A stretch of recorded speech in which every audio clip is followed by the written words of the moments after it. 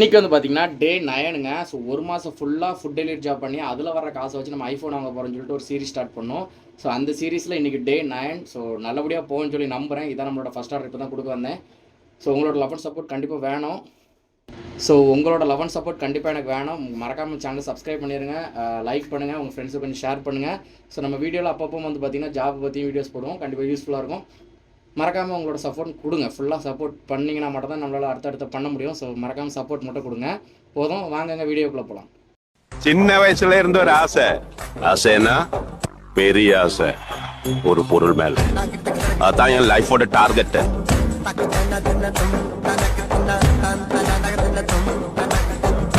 Hello guys, welcome back to our channel. நான் உங்கள் rider Surya. Saudi Arabia ரியாத்லேருந்து இந்த வீடியோங்க. நம்ம வந்து சவுதி அரேபியாவில் ஃபுட் டெலிவரி ஜாப் பண்ணிகிட்டு இருக்கோம். ஸோ நம்ம ஊரில் ஜொமேட்டோ, ஸ்விக்கிலாம் இருக்குது பார்த்தீங்களா, அந்த மாதிரி வந்து பார்த்திங்கன்னா இங்கே நம்ம ஃபுட் டெலிவரி ஜாப் பண்ணிகிட்டு இருக்கோம் ஹேங்கருங்கிற ஒரு கம்பெனியில். ஸோ நல்ல வேலை, நல்ல சம்பளம், நான் நல்லா இருக்கேன் உங்களோட லவ் அண்ட் சப்போர்ட்டோட. ஸோ 2026 ஸ்டார்ட் ஆனோடனே நம்ம ஒரு முடிவு எடுத்தோங்க. ஸோ என்னென்னா, இந்த ஜனவரி மாதம் நம்ம ஒரு ஐஃபோன் வாங்கணும், அதுவும் நம்ம இந்த ஃபுட் டெலிவரி ஜாப் பண்ணி தான் வாங்கணும் அப்படின்னு சொல்லி நம்ம ஒரு பிளான் போட்டு வச்சுருந்தோம். ஸோ அதை தான் இந்த வருஷம் நம்மளோட கோட்டாவே இருக்கும். ஏன்னா நம்ம நிறையா போன வருஷம் நம்ம நிறைய பிளான் போட்டிருந்தோம். நான் போன வருஷம் என்ன பிளான் போட்டிருந்தேன்னா, வீடியோட முத நாளே சொல்லியிருப்பேன். நம்ம வந்து 50,000 ஃபாலோவர்ஸ் எப்படியா ரீச் பண்ணிடணும், 50,000 ஃபேமிலி மெம்பர்ஸ் எப்படியா ரீச் பண்ணிடணும், யூடியூப்லேயும் சரி இன்ஸ்டாலையும் சரி அப்படின்னு சொல்லிட்டு நம்ம வீடியோஸ் போட்டோம். ஆனால் இடையில கொஞ்சம் டல்லான, ஏன்னா வந்து நிறைய பிரச்சனைகள் வந்துச்சு. இங்கே வந்து நிறைய பசங்க நம்ம வேலைக்கு வந்திங்க, நிறைய பிரச்சனைகள் ஆச்சு. அதுக்கப்புறம் நான் கொஞ்சம் வீடியோஸ் போடலை. அந்த மாதிரி விஷயங்கள் இருந்தனால நம்மளால் அந்த 50,000 ஃபேமிலி மெம்பர்ஸை ரீச் பண்ணுறது கொஞ்சம் கஷ்டமாக போயிடுச்சு போன வருஷம். ஆனால் இந்த வருஷம் நம்ம எந்த ஒரு ப்ரொமோஷனும் பண்ணுறது கிடையாது. இந்த வேலைக்கு வராங்கன்னா வேலையை பற்றி சொல்லுவேனே தவிர இந்த ஏஜென்சி போங்க, இந்த கம்பெனி போங்கன்னு சொல்கிறது கிடையாது.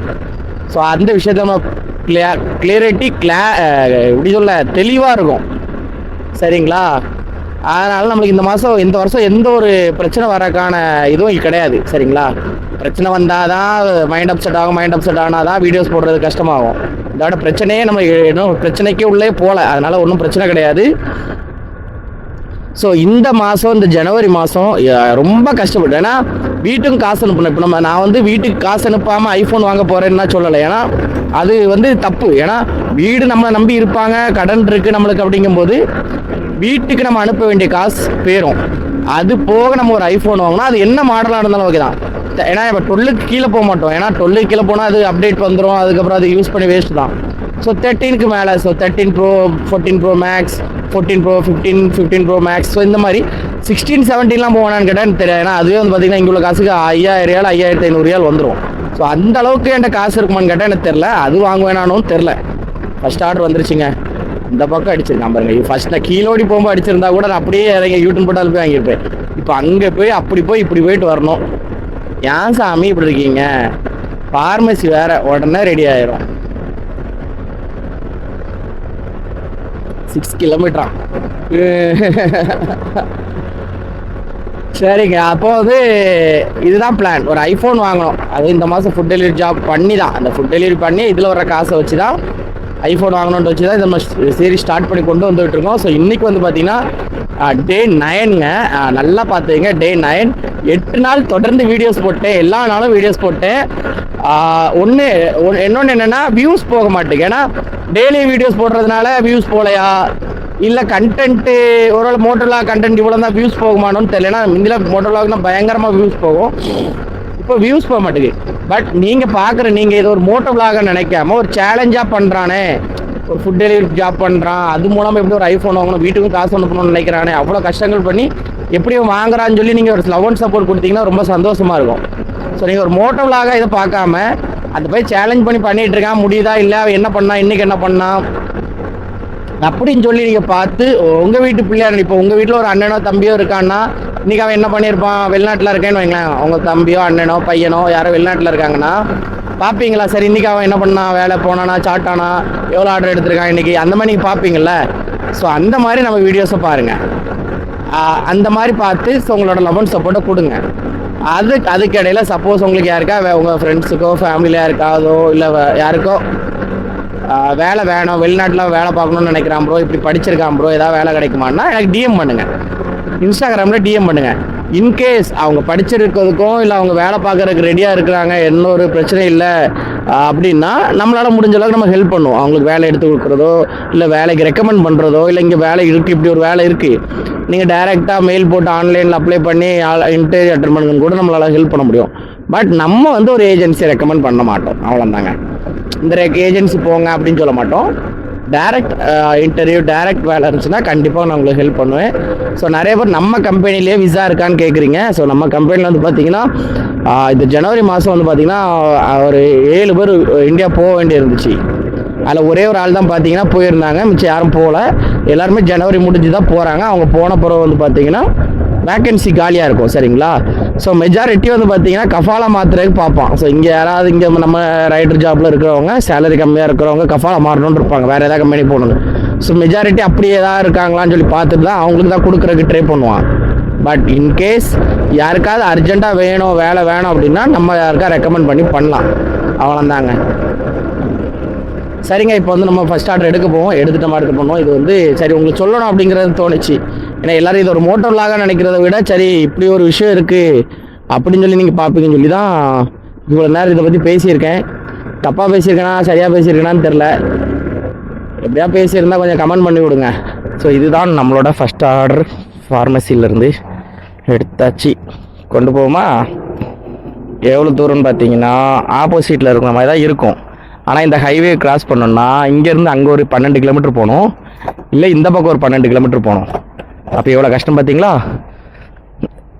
ஆனால் நம்ம போனோம் எப்படியோ. ஃபஸ்ட் ஆர்டர் வந்து பார்த்தீங்கன்னா ஃபஸ்ட் ஆர்டர் கொடுத்த உடனே வந்து பார்த்தீங்கன்னா செகண்ட் ஆர்டர் அடிஸ்டாப்பில் 2.2 கிலோமீட்டரில் பிக்கப்பு, ட்ராப்பு கொஞ்சம் கீழே தான், பரவாயில்ல. பட் அடிஸ்டாப் தொடர்ந்து அடிக்கிறாப்புல, பார்ப்போம். கஸ்டமர் ஏதாவது டிப் கொடுத்துருக்காங்களான்னு தெரியலையே, பார்க்காம விட்டேன். பார்த்துருவோம் வந்தனே. ஸோ கஸ்டமர் டிப் இல்லை, கேஷ் ஆன் டெலிவரியா? கேஷ் ஆன் டெலிவரி இல்லை. Okay, super. அப்போ சூப்பர் செட்டு.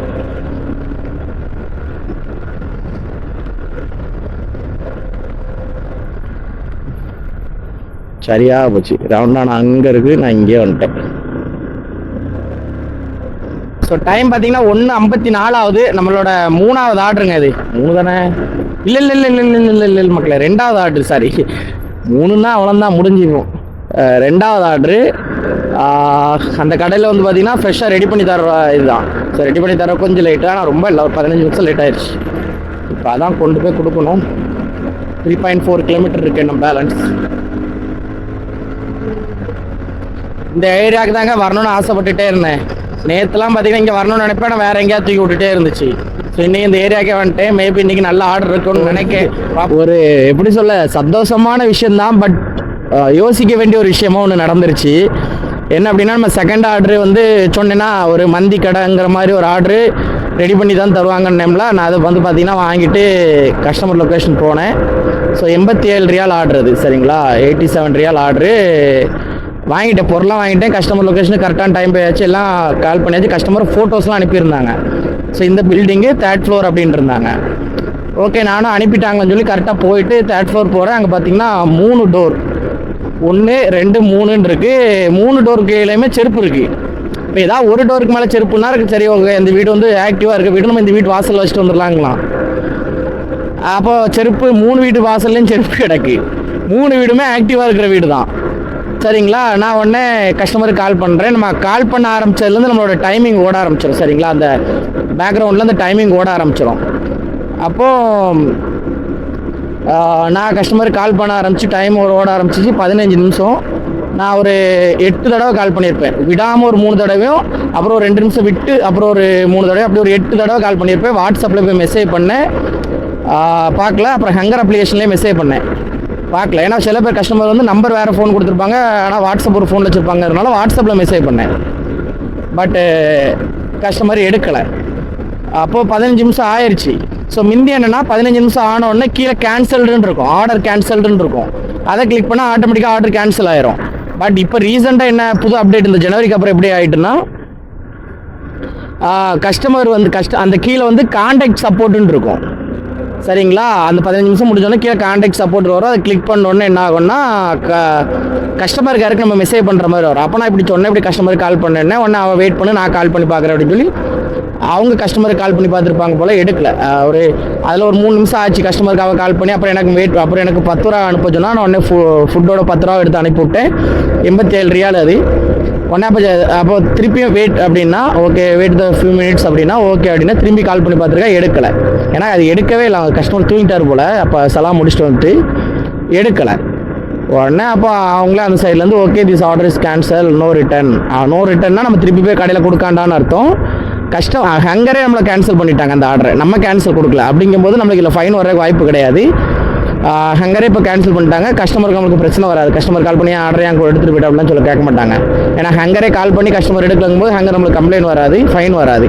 ஸோ ஒரு ஆர்டர் கேன்சல், இது வந்து சந்தோஷமான விஷயம் தான். சாப்பாடு கிடச்சிருக்கு, ஓகே சாப்பிடுவோம். ஆனால் இதில் என்ன வருத்தப்பட வேண்டிய விஷயம் அப்படின்னா, ஆர்டர் போட்ட கஸ்டமர்கிட்ட காசு இருக்குமா, அடுத்த ஆர்டர் அவங்களால போடுற அளவுக்கு காசு வச்சுருப்பாங்களா, இல்லை இதுதான் ஒருவேளை கடைசி காசாக இருந்திருக்கலாமோ அப்படின்னு என் மண்டைக்குள்ளே ஒரு மாதிரி தோணிகிட்டே இருக்குது. சப்போஸ் வீட்டில் சின்ன பசங்க இருக்கலாம், சின்ன பொண்ணுங்க இருக்கலாம், பசங்க பொண்ணுங்க வயசானவங்க இருக்கலாம், பசியில் இருக்கலாம். அப்படிங்கும்போது எனக்கு நான் முந்திலாம் உண்மையில கேன்சல் அடிக்கணும்னு அவ்வளோ ஆசைப்படுவேன். கேன்சல் அடிச்சிடணும்னு. ஆனால் இடையில ஒரு நாள் என்கிட்ட காசு இல்லை, சரிங்களா. என்கிட்ட இருந்தது கடைசியாக ஒரு 12 ரியால் தான் எவ்வளோ இருந்துச்சு. அதை நான் தொலைச்சிட்டேன், சரிங்களா. இந்த நம்ம ஜாக்கெட் பாக்கெட்டுக்குள்ளே வச்சுருந்தேன். ஏதோ என்ன எடுக்கும்போது அது கீழே விழுந்துருச்சு. அன்றைக்கி என்னால் என்கிட்ட சாப்பிட காசு இல்லை. அன்றைக்கி தான் எனக்கு தோணுச்சு. நான் அன்றைக்கி என்னென்னா கஸ்டமர் வரைக்கும் தோணலை, கடைசியில் வச்சுருந்த காசு சாப்பாடுக்கு இப்படி கிடைக்காம போயிடுச்சு அப்படிங்கிறது ஒரு தோணுச்சு. இன்றைக்கி எனக்கு அது ஃபீல் ஆச்சு. ஒருவேளை நம்ம கஸ்டமருக்கு இதுதான் அவர்கிட்ட கஸ்டமர்கிட்ட இருந்த கடைசி காசுன்னா இன்னும் அங்கே கடையே கிடையாது இல்லை ஜி. அப்புறம் அங்கே ஆர்டர் அடிக்கான்.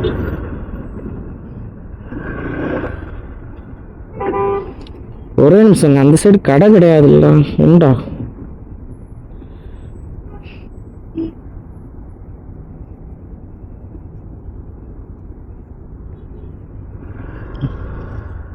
இது ஒரு ரெஸ்டாரண்ட் இந்த லைனில் கிடையாது, அதனால மேபி ரோட்டுக்கு அந்த பக்கம் தான் நினைக்கிறேன். ரோட்டுக்கு அந்த பக்கமும் கடை இருந்த மாதிரி தெரியலையே. டேய், ஆர்டர் கேன்சல் பண்ணிட்டுன்னு கோவத்தில் வேறீங்க, அடிக்காதீங்கடா, பாவண்டானா. இருக்குங்க, ஓகே.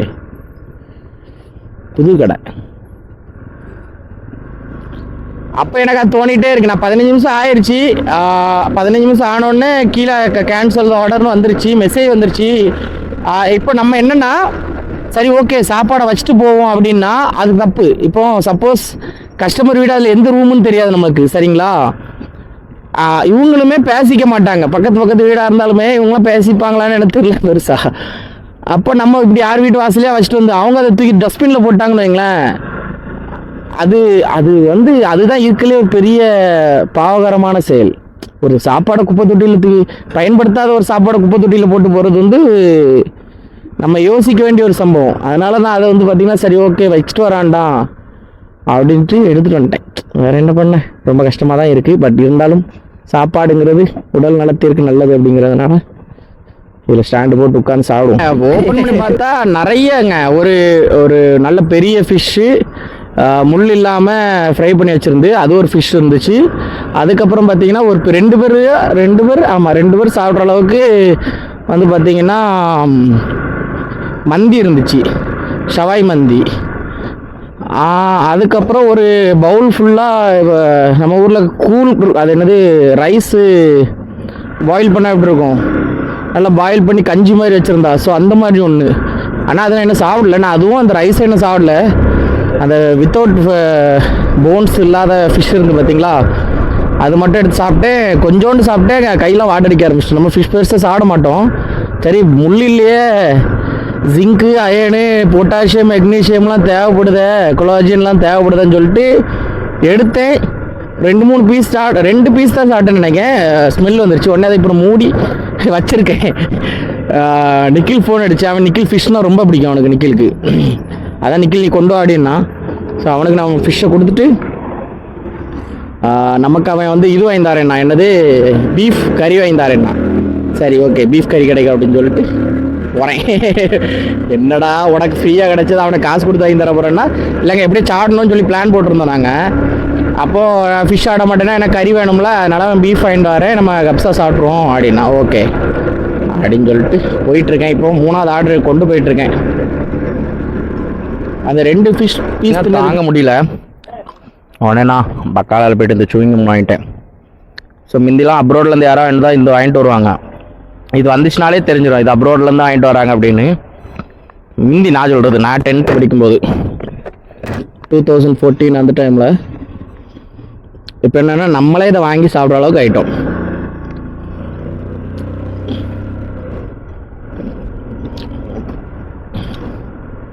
ஏன்னா இப்போ நம்மளை சுற்றி ஸ்மெல் அடிக்கிறதுங்கிறது வேறு. நம்ம அது வந்து பர்ஃப்யூம் போட்டு வந்துடுவோம் சரிங்களா.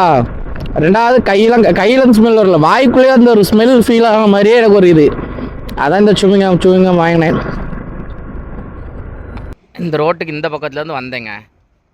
ஆனால் இப்போ இங்கே வந்து யூட்டன் போட்டு இங்கே வந்துட்டேன் சரிங்களா. சாப்பிட்றதுக்கு வந்துட்டேன். ஆனால் இப்போ திரும்பி இந்த பக்கம் அடிச்சிருக்கேன். இப்போ நம்ம இந்த வழியாக போக முடியாது. இப்போ என்ன பண்ணணும்னா இவ்வளோ தூரம் போய் இங்கே போய் யூட்டன் போட்டு வரணும். இதில் சரியான டிராஃபிக் வேறு. இப்போ இந்த லைனு ஏன் இப்படி இருக்கான்ல. ஸோ நான் வெல்கம் ஹோட்டலில் சாட வந்தேன். இது வந்து பார்த்தீங்கன்னா நமக்கு 6வது ஆர்டருங்க. இந்த மாலுக்குள்ளே இது எப்படி எடுக்கணுன்னா இந்த மாலுக்குள்ளே நம்ம உள்ளே போக முடியாது சரிங்களா. அப்போ நம்ம என்ன பண்ணுவாங்கன்னா நம்மளை பேக் டோர் மூலமாக அனுப்பிவிடுவாங்க. நான் பேக் டோர் மூலமாக போய் இப்போ அந்த கடையை கண்டுபிடிக்கிறது. ஏன்னா அது நான் கடை நினச்சி போனால் அது வந்து ஸ்டாலுங்க. இந்த மாலுக்குள்ளே குட்டியாக போட்டுப்பாங்க தெரியுமா, அந்த மாதிரி ஸ்டால் அது. அதை கண்டுபிடிக்கிறது நான் பட்ட பாடு இருக்க. நான் நினச்சேன் அது அந்த அப்படி அதான் சரி. நான் நினச்சேன் அது நேம்லாம் பார்க்கும்போது நல்லா பல்காக போட்டிருந்தானா. அப்போ சரி ஏதோ பெரிய கடை நினச்சி தேடுறேன். இது ஒரு சைடில் இருக்குது, இது ஒரு சைடு இருக்குது. ரெண்டும் ஒரே மால் தான். பட் இந்த இந்த லைன் மட்டும்தான் சரிங்களா. இந்த மால்லேருந்து இந்த மாலுக்குள்ளே போடணுன்னா நம்ம ஜாக்கெட்லாம் போட்டு போக முடியாது, கலத்திட்டு போகணுன்ட்டாங்களே. உடனே ஜாக்கெட்டை திருப்பி கீழே வந்து கலத்தி வச்சுட்டு ஒரு கரையில் போயிட்டு இப்போ தான் ஆர்டர் எடுத்துகிட்டு கிளம்பி போகிறேன். ஒரு ஜூஸில் 2 ஜூஸு கொண்டு போயிட்டுருக்கேன். அல் நக்கீல் மால் யாராவது வந்திருக்கீங்களா? அல் நக்கீல் மாலுக்கு வந்திருந்தீங்கன்னா கமெண்ட் பண்ணுங்கள் மக்களே. நக்கீலுக்கு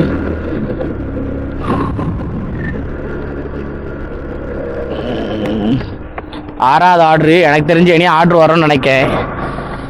பார்ப்போம் வருதா இல்லையான்னு. எங்கேயோ சினிமா எடுக்கிறாங்கங்க, ஏதோ மூவி ஷூட் எடுக்கிறாங்கன்னு நினைக்கிறேன். ஸோ யாருக்கோ எனக்கு தெரிஞ்சு ஹீரோயினிக்காக இருக்கும்னு நினைக்கிறேன். நான் கொண்டு வந்து ஜூஸு ப்ரொடெக்ஷன் டீம்லேருந்து வாங்கிட்டு போகிறான். கிட்டுன்னு வேகமாக ஓடி போகிறான். ஓ ஸோ கேரவேன் இதுதான் கேரவேனா? என்ன கேரவேனே இவ்வளோ மோசமாக இருக்குது. ஸோ இங்கே தான் நடக்குது ஷூட்டு. எவ்வளோ பேர் இருக்க வேண்டியிருக்குன்னா, ஒரு படம் எடுக்கணுன்னா நிறைய பேர் தேவைப்படுறாங்க. ஆர்டிஸ்ட்டு ஆக்டர்ஸை விட யாருன்னு நீ ஆக்டர்ஸை விட அந்த படத்தில் வேலை பார்க்குற அந்த டெக்னீஷியன்ஸ் எல்லாருமே சொல்கிறேன். ரோப் மேனாக இருக்கலாம், லைட் மேனாக இருக்கலாம், கிளாப்பிங் இது நிறையா இருக்குல்ல. அந்த அந்த இதில் நிறைய பேர் தேவைப்படுறாங்க. ஸோ எனக்குமே பார்த்திங்கன்னா மூவியில் ஆக்ட் பண்ணுற அனுபவம் இது ஆசை இல்லை, மூவி எடுக்கிறவங்க கூட இருக்கணும்னு ஒரு ஆசை. அப்படி நான் இருந்திருக்கேன். ஒரு 3 மூவி நினைக்கிறேன். ஸோ நான் ஒரு மூவி நடிச்சிருக்கேன். ஒரு சின்னதாக குறும்படம், அது என்ன சொல்லுவாங்க, ஐயோ எனக்கு அதுவும் மறந்து போச்சு இந்த வார்த்தை டக்குன்னு. ஸோ அது ஒன்று நடிச்சிருக்கேன். அப்புறம் நம்ம ஃப்ரெண்டு ஒரு அண்ணன் வந்து ஒரு ஷூட் பண்ணார், அதுக்கு நான் கூட வந்து அசிஸ்டண்ட்டாக இருந்திருக்கேன். அப்புறம் நண்பன் ஒருத்தன் எடுத்தான், அதுக்கு நான் அசிஸ்டண்ட்டாக இருந்திருக்கேன். Short film.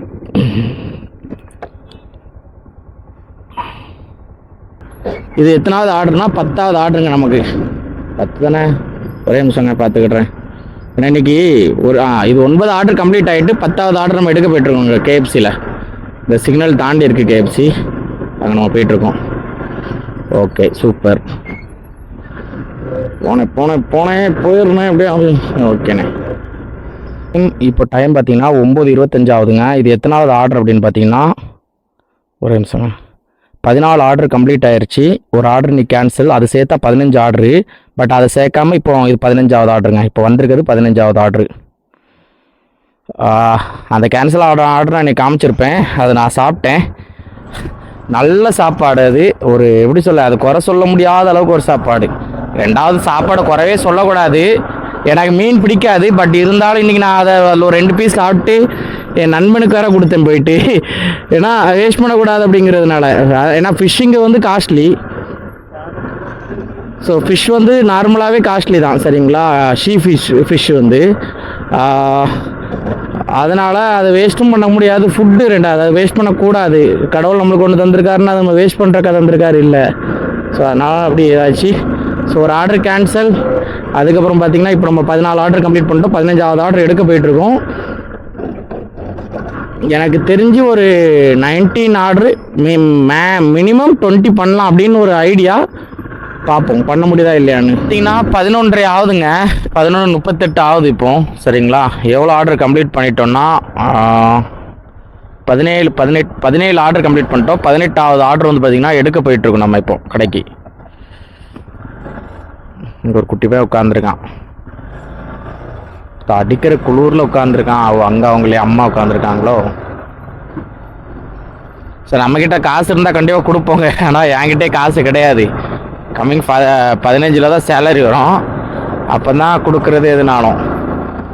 மற்றபடி இப்போ அவட ஒரே மாதிரி தான். பட் அவன் கொஞ்சம் பாவம். நம்ம அட்லீஸ்ட் சாப்பாடுக்காக நம்மக்கிட்ட ஒரு இது இருக்குது. இதெல்லாம் பார்க்கும்போது ரொம்ப கஷ்டமாக தான் இருக்குது. இவங்க இங்கே இருக்க சவுதிக்காரங்க எவ்வளோ பணக்காரங்களாக இருக்காங்க.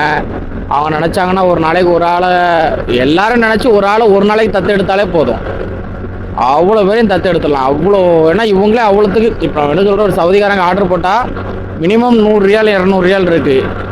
அதில் ஒரு 20 ரியால் ஒருத்தனுக்கு கொடுத்தா போதும், அவன் வந்து அட்லீஸ்ட் 2 நேரம் சாப்பாடு சாப்பிட்ருவான். எங்ககிட்டலாம் கொடுத்தா 2 நேரம் சாப்பாடுங்க கண்டிப்பாக. ஆமாம், ஏன்னா காலையில் ஒரு 10 ரியாலுக்கு சாப்பிட்டாலும் நைட்டு ஒரு 10 ரியாலுக்கு 20 ரியாலுக்கு கண்டிப்பாக அவன் ஒரு நாள் அவனால் சாப்பிட முடியும். இல்லை இன்னும் கொஞ்சம்னா 3 நேரம் சாப்பிடலாம், இல்லை 2 நாள் சாப்பிடலாம். எனக்கு தெரிஞ்சு 2 நாள் சாப்பிடலாம். இன்றைக்கி ஒரு 7 ரியாலுக்கு, நாளைக்கு ஒரு 7 ரியாலுக்கு சாப்பிடலாம். அதுதான் சொல்கிறேன், அது எங்கே இருக்கணுமோ அங்கே இருந்துச்சுன்னா அதுக்கு அந்த பணத்துக்கான மதிப்பு அதிகம்.